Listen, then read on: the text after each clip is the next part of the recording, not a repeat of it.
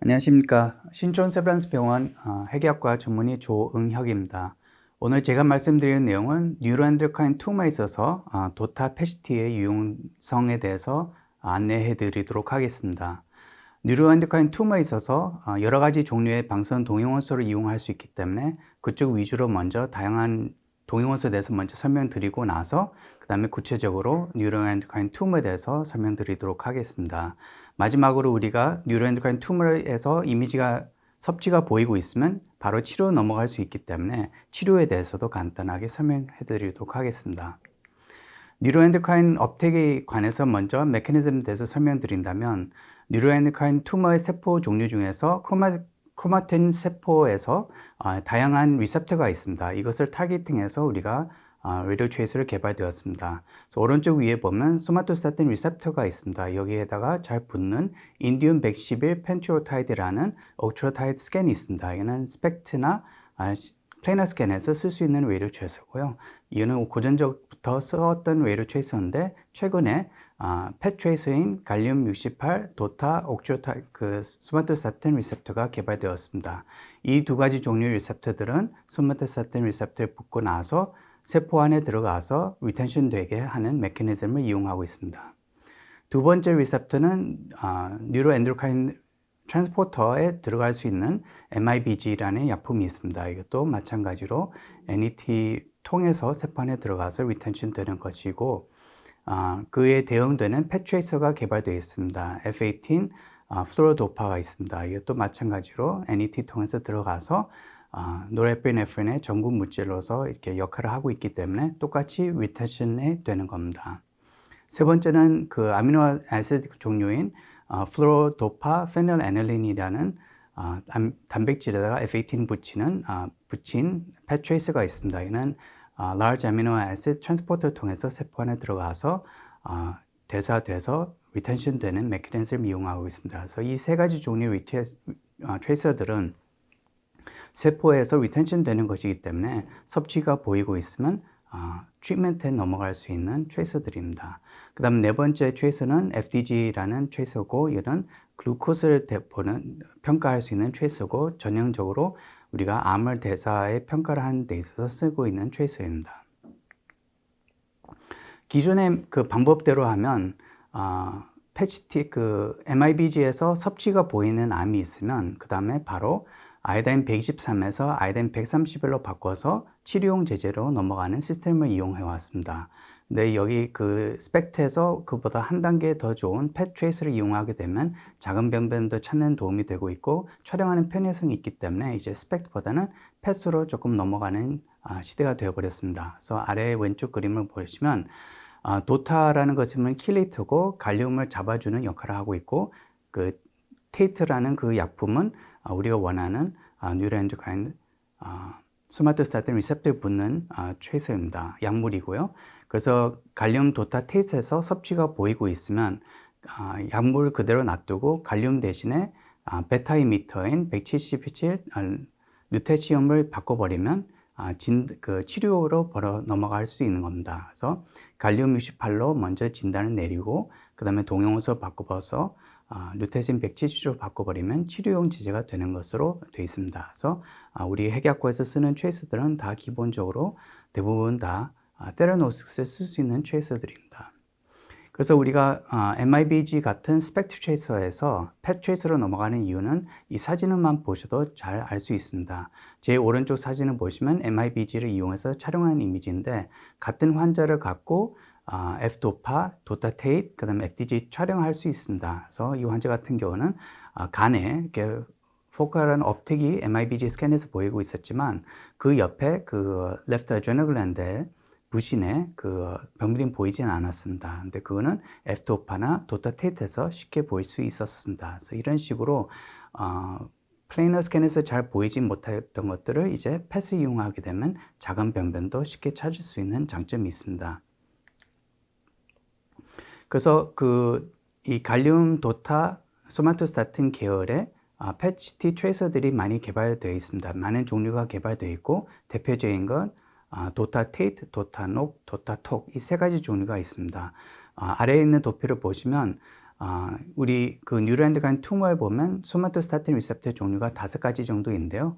그 중에서 가장 많이 발현되는 건 소마토스타틴 2 리셉터입니다. 근데 이 3가지 트레이서들은 기본적으로 소마토스타틴 2 리셉터에 잘 붙는 것으로 잘 되어 있지만 트레이서별로 조금 더 잘 붙는 경향의 종류가 있습니다. 그래서 도타테이트 트레이서들은 소마토스타틴 2의 리셉터에 대해서 굉장히 예민도가 높은 거라서 작은 변변이나 그런 걸 찾는 데 도움이 많이 되고 있고요. 도타녹은 소마토스타틴 3번, 5번까지 잘 볼 수 있기 때문에 만약 조직 병리상에서 3번, 5번에 트레이서가 있었다면 그 리셉터의 종류가 있다면 도타녹을 이용하는 것도 하나 고려해야 할 점입니다. 도타톡은 소마토스타틴 5번에 잘 붙는 트레이서입니다. 그래서 제가 말씀드린 대로 MIBG 스펙트에서 이제 패스로 넘어가는 이유가 여기에서 촬영 프로토콜을 보시면 잘 알 수 있습니다. 첫 번째는 우리 핵약과에서 쓰는 그 검사 기법은 방사선 동위원소를 먼저 투입하고 나서 얼마 시간 뒤에 촬영하는 기법을 이용하고 있는데 갈륨, 도타, 소마토스타틴 계열의 약품들은 약물을 투입하고 나서 1시간 뒤에 바로 촬영할 수 있는 장점이 있습니다. 두 번째는 우리 주는 약물 자체가 100에서 200mg, 그러니까 메가베클이라는 용량을 투여하는 것도 있지만 그 약물 자체, 도타, 소마토스타틴 투여하는 양이 50마이크로그램밖에 안 되는 아주 소량의 물질만 투입하는 것이기 때문에 전혀 양리학적인 작용을 일으키지 않습니다. 이런 이유 때문에 기존 몸 안에 있는 예를 들어서 그 증상을 완화시키기 위해서 환자한테 소마토스타틴 약물을 투입하는 경우에는 그 약을 끊어야 되는지 말아야 되는지에 대한 연구가 좀 어느 정도 이루어졌지만 현재로서는 가이드라인에서는 굳이 할 필요 없지만 만약에 해야 된다면 이렇게 약물 중에서 short acting 소마토스타틴 계열의 약품이 있으면 1주 정도 끊으면 되는 것이고 만약에 long acting을 이용하고 있다면 3, 4주 정도는 끊는 것으로 추천하고 있습니다. 갈륨 제제의 동위원소들은 반감기가 짧기 때문에 만약에 모유 수유하고 있으면 잠깐 동안 중단만 하셔도 됩니다. 이에 반해서 MIBG 이 프로토콜을 보시면 이 패시티의 프로토콜이 훨씬 더 간편화된 것을 비교할 수 있습니다. 첫 번째로는 MIBG는 약품은 반감기가 길고 독성이 있기 때문에 브레스피딩은 완전히 중단을 시켜야 되고 그 다음에 아이odine 계통의 약물을 우리가 이용하고 있기 때문에 갑상선을 미리 보호하기 위해서 루고슬루신이라는 요오드 제제를 먼저 먹고 있어야 됩니다. 그래서 이것도 며칠 동안은 먹어야 되고 이 사진 찍고 나서도 며칠 동안 또 먹어야 되는 불편함도 있습니다. 그리고 MIBG 자체가 어느 정도 뉴로엔도크라인 투머 안에서도 대사되는 것에 영향을 받기 때문에 이미 그 환자분들이 어떤 약물을 먹고 있다면 그 약물을 줄이거나 조절하는 것도 하나의 불편한 점도 있습니다. 마지막으로는 MIBG를 투여하고 나서 바로 촬영하는 것이 아니고 4시간이나 24시간 뒤에 촬영하는 불편함도 있기 때문에 이런 여러 가지 복잡한 상황에 비해서 이 도타 계통의 트레이서들은 더 간편하기 때문에 이제는 도타 패시티를 많이 쓰려고 노력하고 있습니다. 한 가지 더 말씀드린 내용은 이 갈륨 계통의 펫 트레이서 동위원소들은 기존의 다른 그 펫 동위원소와 좀 틀리게 이 제너레이터를 통해서 만들어져서 나오게 되는 겁니다. 그래서 대부분 다 F18이나 C11의 동위원소들은 큰 사이클트론의 기계가 있어야 되고 저기서 합성되어서 나오는 건데 갈륨 68은 테크니슘 제제처럼 이렇게 조그만한 제너레이터가 따로 있습니다. 여기를 구입하셔서 한 6개월에서 9개월 정도를 쓸 수 있는 편안함도 있습니다. 그 다음에 소마토스타틴의 withdrawal에 대해서 말씀드리도록 하겠습니다. 앞서 말씀드린 대로 도타 계통의 도타 갈륨 패시티에서 소마토스타틴 약물을 끊어야 되는지 말아야 되는지에 대한 연구가 많이 이루어졌는데 최근에 이거를 메타애널리시스로서 어느 정도 정리를 해놨습니다. 그래서 오른쪽 아래에 있는 그림처럼 암의 섭취를 보시면 첫 번째 스캔은 약물을 안 끊는 것이고 두 번째는 약물을 주는 상태에서 스캔을 했을 때에는 보시다시피 크게 그 암에서 섭취가 큰 차이가 보이진 않았습니다. 한 가지는 그 정상적인 티슈도 크게 차이는 없지만 비장이나 간에서는 약물을 주고 있는 동안에는 어느 정도 섭취는 감소되어 있는 것은 약간 통계학적인 차이가 나긴 났습니다. 그래서 전반적으로 투머의 섭취는 영향을 안 끼치고 있기 때문에 굳이 소마토스타틴 withdrawal을 할 필요 없다고 이 논문에서 결정을 내렸지만 그런데 한 가지 유의해야 될 거는 뭐냐면 만약에 소마토스타틴 약을 먹고 있으면 간 섭취나 비장 섭취 감소할 수 있기 때문에 왼쪽 아래에 있는 도표처럼 투몰 대 리버 레이쇼를 이용해서 테라피 리스폰스 평가하고 있을 때는 소마토스타틴을 먹고 있는지 안 먹고 있는지를 고려하면서 분석하는 것이 중요합니다. 그 다음에는 이 패시티그가 MIBG보다 장점도 한 가지 더 있는 것은 뭐냐면 바이오디스트리뷰션이 좀 더 깨끗합니다.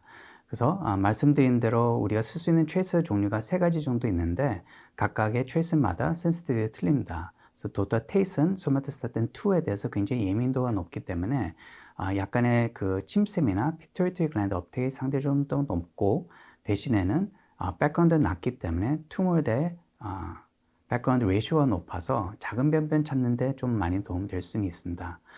도타녹은 말씀드린 대로 소마토스타틴 2, 3, 5에 잘 붙는 것이기 때문에 만약에 조직병리나 이런 다른 소마토스타틴 리셉터에 좀 분포가 많으면 도타녹이 좀 더 도움될 수 있습니다. 근데 전반적으로는 어떤 도타 계통의 트레이스를 써도 크게는 차이가 안 나와 있지만 어떤 연구에서는 가스트로엔테로 타입의 뉴로엔도크라인 튜머에서는 도타녹이 좀 더 도움될 수 있다고 나와 있습니다. 그래서 왼쪽 그림을 보시다시피 이 정상적인 사람의 도타의 분포도를 볼 수 있습니다. 그래서 보시다시피 비장이나 간은 섭취가 굉장히 높고 신장 통해서 배출되는 것이기 때문에 상대적으로 섭취가 높아 보입니다. 부심도 정상적으로 보일 수 있습니다. 오른쪽 사진은 그 같은 환자를 2번 촬영한 이미징에서 도타테이트과 도타녹의 섭취 차이를 볼 수 있습니다. 말씀드린 대로 도타테이트는 침샘이나 피투이터리 글랜드가 굉장히 섭취가 상대적으로 높아 보일 수 있고 이 환자 같은 경우는 소마토스타틴 3번, 5번 익스프레션이 많아서 그런지 간에서 잘 보였고 전이암이 잘 보였고 도타테이트에서 보이지 않았습니다. 도타 패시티는 여러 가지 장점이 있지만 그래도 몇 가지의 단점은 있습니다. 첫 번째는 이거는 우리가 조절하기 힘든 건데 암 환자에 있어서는 그 분화도가 나쁘거나 아니면 소마토스타틴 리셉터의 분포도가 되게 다양한 경우에는 업택이 좀 낮을 수도 있습니다. 두 번째는 비장과 신장과 간의 섭취가 높기 때문에 만약에 이쪽에서 전이암이 있을 경우는 섭취가 높아서 안 보일 수도 있습니다. 세 번째는 여기서 제일 중요한 내용인데 췌장에서 그 인슐린 프로세스 머리 쪽에서는 소마토스타틴 2 리셉터가 좀 상대적으로 많이 발현되어 있기 때문에 정상적인 환자에서는 가끔씩 팬크레스의 인슐린 프로세스에 이런 포컬한 업테이크가 관찰될 수 있습니다. 그래서 의뢰하신 분들이 가끔씩 팬크레스 헤드에 캔서가 있는지 없는지를 감별해 달라고 도타패시티를 의뢰한 경우 있는데요. 이런 경우에 있으면 암인지 아니면 정상적인 피지올로지컬 업테이크인지 감별하기는 어려움이 있을 수는 있습니다. 이런 거를 고려해 주시면 좋을 것 같습니다. 마지막으로는 항상 업테이크 있다고 해서 항상 암이 있는 것이 아니고 가끔씩 염증이 있을 때는 활성화되는 백혈구들이 소마토스타틴 리셉터를 발현할 수 있기 때문에 염증 있는 경우는 섭취가 있을 수 있습니다. 그래서 염증도 항상 고려하는 것도 중요합니다. 보험 기준에 대해서 말씀드리면 현재로서는 도타톡에 대해서 지금 보험이 인정되고 있고 사용하는 목적은 신경내분비 종양에서 진단이나 전이를 찾는 데 도움이 많이 되고 있고 그다음에 재발평가, 치료 방침 결정하는 데 있어 보험이 인정되고 있습니다. 뉴로엔도크라인 튜머에 대해서 자세히 설명 좀 드리도록 하겠습니다. 먼저 용어를 정리를 한다면 에피텔리얼 타입의 뉴로엔도크라인 튜머들은 주로 그 상피에서 오리진하는 암들이고 주로 midgut 튜머나 벙커스에 우리 그 갈륨 도타톡이 큰 도움이 되고 있습니다. 두 번째는 non-epithelial 오리진의 뉴로엔도크라인 튜머들은 파라ganglioma, 피오크로모사이토마, 뉴로블라스토마가 있습니다. 세포의 오리진 관계없이 이 모든 세포 셀라인들은 아래와 같은 면역 염색이 스테닝 되고 있습니다. 공통점이 있습니다. 용어를 하나 더 정리를 해드린다면 이제 well differentiated neoplasmal neuroendocrine tumor (NET라고 주로 이용하고 있고 분화도가 나쁘고 전이가 많이 가는 암을 neuroendocrine carcinoma로 많이 쓰고 있습니다. 이 두 개를 합쳐서 표현하는 것은 neuroendocrine neoplasm입니다.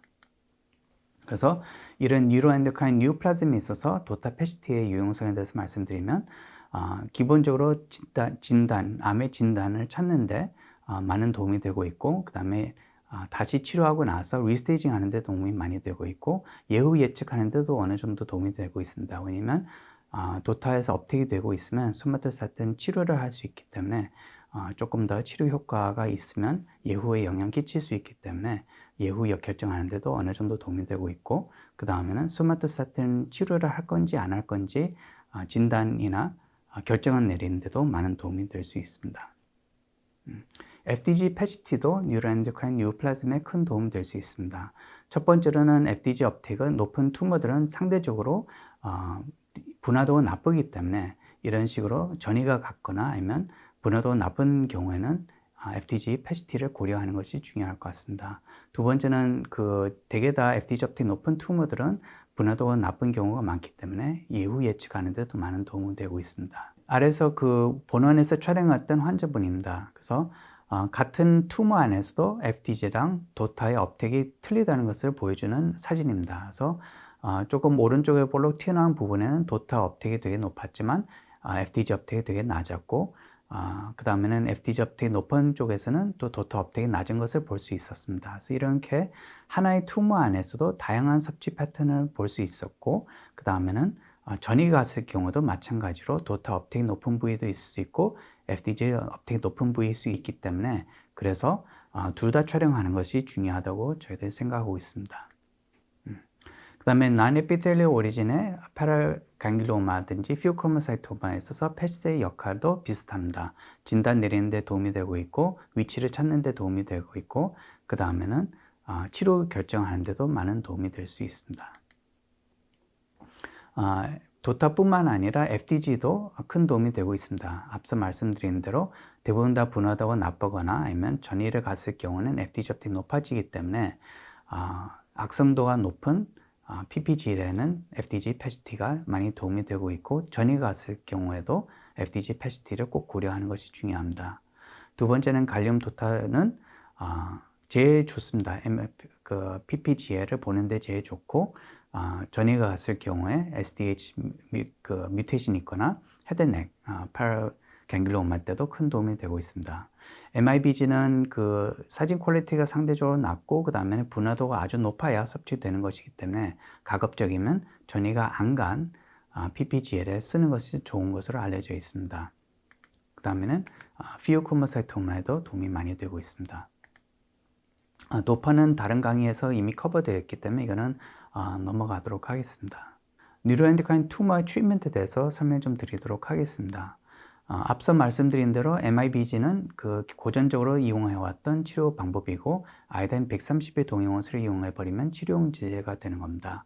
그래서 주로 쓰는 이유는 증상 완화시키거나 아니면 투머 리그레션 시킨다든지 다른 데 뼈 전이로 인한 통증을 줄이기 위해서 많이 쓰고 있고, 주로 피오크로모사이토마, 파라강글로마, 카르시노이드 투머, 뉴로블라스토마, 그리고 가끔씩 MTC에도 쓰기도 합니다.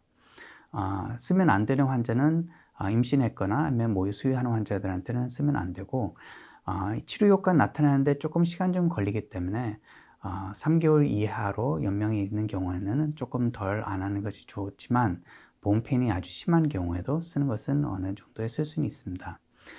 우리가 쓰는 MIBG는 신장 통해서 배출되는 것이기 때문에 다이알리시스 기계를 쓰는 사람한테는 안 쓰는 것이 좋습니다. 앞서 말씀드린 대로 MIBG는 신장을 통해서 배출되는 것이기 때문에 신장 기능이 나쁘거나 아니면 이 본매로 어느 정도 영향 끼치는 것이기 때문에 본매로 기능이 안 좋은 사람들한테는 용량을 줄이고 추적 관찰하는 것이 더 중요합니다. 본원의 케이스 몇 가지를 보여드리도록 하겠습니다.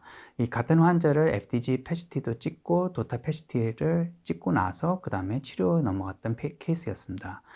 왼쪽 위에 사진을 보시면 FDG 패스상에서는 병변들이 전이암들이 굉장히 많이 관찰될 수 있었고, 중간에 있는 도타 이미징을 보시면 그 중에서 몇 가지의 병변들만 도타 업텍이 높은 것을 볼 수 있었습니다. 그래서 제일 아래쪽에 있는 보면 왼쪽을 보시면 레트로페리토니엄의 리프노드들이 2-3개 정도 있는 것을 관찰될 수 있었고, FDG 업텍이 둘 다 업텍이 높았지만 도타 톡에서는 앞에 오른쪽에 있는 것들만 업텍이 있었고 뒤쪽에 있는 것은 업텍이 별로 없었습니다. 여기서 그 오른쪽에 MIBG 환자 그 치료에 넘어갔고 치료하고 나서 사진 찍었는데 보시다시피 오렌지 화살표 있는 병변은 똑같이 도타랑 똑같은 양상을 보였습니다. 그래서 여기서 말씀드리고 싶은 것은 뭐냐면 도타에서 섭취 높은 거는 MIBG의 치료 얼마나 섭취가 잘 될 것인지 잘 보여주는 케이스이기 때문에 보여드렸습니다. 그리고 두 번째로 말씀드린 거는 FDG에서는 그 도타에서 업택이 없다고 해서 암이 아니고 도타 섭취가 낮을 수 있기 때문에 이런 경우가 있을 수 있기 때문에 FDG PET-CT를 촬영하는 것이 중요합니다. 같은 환자에서 다른 병변도 이렇게 FDG 업택이 높고 도타 업택이 높아서 MIBG 치료가 잘 되었던 케이스입니다.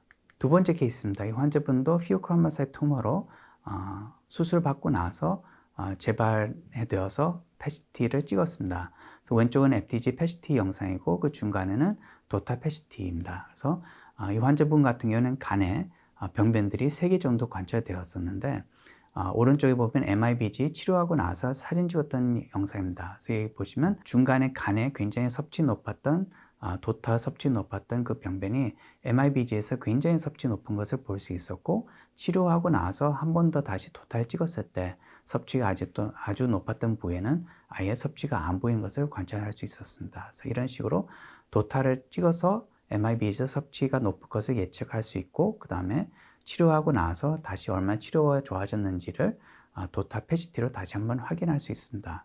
마지막으로는 우리가 루타테라라는 새로운 그 치료 제제가 개발되었고 이제 우리나라에서 보험 기준이 적용되고 있습니다. 이거는 펫트레이스를 기반해서 섭취가 보이고 있으면 루테심 177로 바꿔버리면 치료가 되는 것인데 모든 신경 내분비 종양에서 쓸 수 있는 것이 아니고 몇 가지 제한점이 있습니다. 첫 번째는 절제 불가능하고 분화도가 좋아야 됩니다. well differentiated type 1, type 2 정도 있어야 되고 그 다음에는 진행성이거나 전이성, 위장관, 성인 내분비 종양에서만 쓸 수 있고 아니면 전이성 췌장암에서만 쓸 수 있습니다. 그래서 이것을 유의해서 처방 의뢰하시면 좋을 것 같습니다. 이런 루타테라는 치료 효과 좋은 거에 대한 프로스펙티브한 스터디가 되게 많은데 그 중에서 대표적인 거 네틀라 1 트라이얼입니다. 여기서 보시면 progression free survival이 그냥 옥주타이드 약품 주는 것보다는 루타테라 치료를 받으면 훨씬 더 좋아진 것을 볼 수 있었습니다. 오른쪽 위에 사진을 보시면 이거는 overall survival을 보는 그래프인데 도타톡은 조금 치료를 받으면 overall survival이 조금 더 좋았지만 통계적인 의미가 좀 적었습니다. 근데 이거는 그 환자를 위해서 어느 정도 진행이 심해지면 루타테라 치료를 받을 수 있도록 만들었기 때문에 그런 크로스오버 때문에 통계적인 차이가 안 나지 않았을까라는 결론을 내렸었습니다. 그래서 overall survival이나 progression free survival 도움되는 것뿐만 아니라 quality of life도 굉장히 많은 도움이 됐다는 결론을 내렸습니다. 정리를 하도록 하겠습니다. 일단은 뉴로엔도크라인 튜머의 진단하는 데 있어서 우리가 도타, FDG, 그 다음에는 F도파를 생각할 수 있습니다. 도타는 포것이나 midcup, NET에 도움이 많이 되고 있고 특히 헤드넥, 파라갱글롬에 큰 도움이 되고 있습니다. FDG는 분화도가 나쁘면 섭취가 높기 때문에 전이가 있거나 말레그넌트한 파라갱글롬에 많이 도움이 되고 있고 F도파는 SDHD 뮤테이션이 있다든지 아니면 non-metastatic 파라갱글롬에 큰 도움이 되고 있고 최종적으로는 이런 갈륨 도타, 소마토스타틴 계열에서 섭취가 높으면 MIBG나 루타테라 치료를 고려할 수 있습니다. 이상입니다. 수고 많으셨습니다. 감사합니다.